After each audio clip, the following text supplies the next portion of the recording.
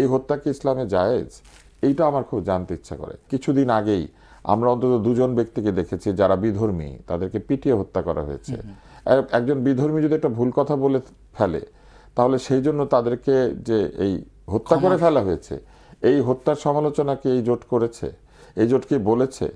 নাকি আপনি এই ধর্মে থাকলে ভুল কথা বললে মাফ চেয়ে ফেললে ঠিক আছে, আর যে কিনা এই ধর্মে বিশ্বাসই করে না, সে যদি একটা ভুল কথা বলে ফেলে, যে এই ধর্ম সম্পর্কে জানে না, সে যদি একটা ভুল কথা বলে ফেলে, তার উপরে চড়াও হয়ে তাকে হত্যা করা, এই হত্যা কি ইসলামে জায়েজ?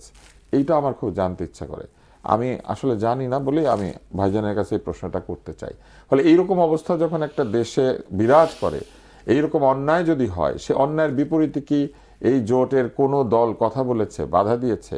একটা নারী সংস্কার কমিশন হয়েছে, সেই নারী সংস্কার কমিশনের যে অধিকাংশ প্রস্তাব, সেই প্রস্তাব, অধিকাংশ নয়, প্রায় সকল প্রস্তাবের বিরুদ্ধেই এইখানে এই জোটের মধ্যে দল আছে যারা সম্পূর্ণভাবে এটাকে প্রত্যাখ্যান করেছেন।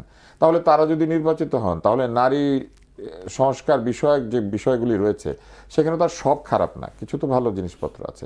সেগুলির ব্যাপারে তাদের মতামত কি, বা কোন অংশটা তারা পালন করবেন, কোনটা করবেন না।